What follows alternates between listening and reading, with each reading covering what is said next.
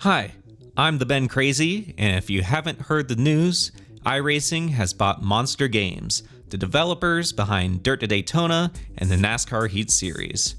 Now you must be asking yourself, Ben, you're crazy. The NASCAR Heat series was made by 704 Games, which are now Motorsports Games. How did they get bought out? Well, let me explain. NASCAR Heat was developed by Monster Games, but 704 was the publisher. 704 Games became Motorsports Games after they hightailed it out of 704 to Miami, Florida, and got bought out by Motorsports Games. Since Motorsports Games had their own developers, it no longer needed Monster Games to make the Heat series, and it cut ties with them after NASCAR Heat 4. Wonder why NASCAR Heat 5 was pretty much the same as Heat 4? Well, that's why. The Motorsports game developers had to dig through a game that they didn't create and try to make something out of it while transitioning to a new engine. Now, no longer tied to NASCAR Heat and Motorsports Games, Monster Games released a couple games on their own, like Tony Stewart's Sprint Car Racing and Tony Stewart's All-American Racing. Two pretty terrible games based off of the dirt physics from NASCAR Heat. And recently, the SRX game, which surprisingly is a decent game. So I hope that explains how iRacing purchased Monster Games, which made the NASCAR Heat series. So let's read through the release notes and get some facts, and I'll go over what this means for the future, because that's never backfired in my face in the past. I mean, I know what I'm talking about. I'm not some kind of rum-dum dumbfuck. iRacing.com Motorsports Simulations announced today the acquisition of Monster Games. The Minnesota-based game development studio has a long history of racing game development, including the NASCAR Heat franchise and more recently the Tony Stewart Sprint Car Racing game. The acquisition will bring another level of expertise under iRacing's roof and further the company's ability to bring the highest quality racing games to the broader market, including the console space.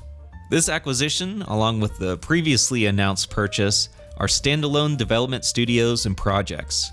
The iRacing development team will remain 100% focused on continuing to develop the core product, iRacing.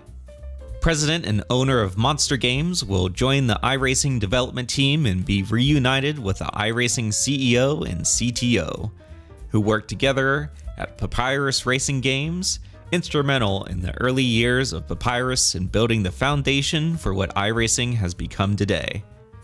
Monster Games will continue development on their currently unannounced project, with the aim to release the title later in 2022.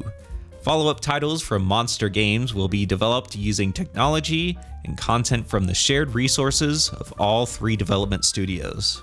We'll be able to add a lot to Monster Games products as well in the long run, to include assets, graphics, technology, and physics, said iRacing.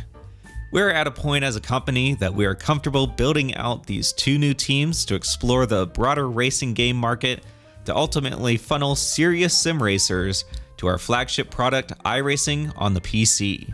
The Monster team will be an important part of that strategy as we use our code and our experience to bring their games to another level. Just as with the recently announced acquisition by iRacing, combining forces with Monster Games enhances iRacing's capability and will allow iRacing to grow further into the racing and gaming spaces. The core product, iRacing, will benefit in both the short and long term and remains the focus. So with that boring crap out of the way, what does this mean in the future? Well, from the sounds of it, each studio will remain separate and put out their own games while sharing game assets with each other, like car models, tracks, physics, etc. Now, this does not mean iRacing is coming to console. As stated in the release, they plan on using the acquired studios to funnel serious sim racers to iRacing that's on the PC. The big question is how? Will Monster Games continue to put out arcade-styled racing games on the console and somehow advertise that if you want a serious sim, buy a PC and get iRacing, you pleb? I don't think that's going to work. I, as well as a lot of other people, would rather see a full single-player sim racing experience using the iRacing physics, but I see a lot of issues that prevent that from happening. You can't just easily port over code from iRacing into Unity which is the game engine Monster Games has been using. You also run into the same issue trying to port over iRacing's game engine to the consoles. There's also the big problem that Motorsports Games owns the exclusive license to NASCAR and IndyCar. We don't know the specifics of both deals and what out clauses are written in the agreement, but let's say I don't expect a Monster Games NR or IndyCar game to come out anytime soon. That's not to say it won't happen. NASCAR has shown that they have a strong relationship with iRacing by using their expertise to model the reconfiguration of Auto Club and testing out the racing at the LA Coliseum. You just don't see that kind of collaboration with Motorsports Games. So Motorsports Games has competition from iRacing in the console market via Monster Games. By adding Monster Games and giving them financial support and assets, it will only improve Monster Games' product. All in all, I can only see this as a positive for us. Competition is always good for the consumer. I thank you so much for watching this video. Hit that like button, subscribe. Have your own opinion, put it in the comments down below. And once again, I'm TheBenCrazy, and I'll see you later. Ben Crazy out.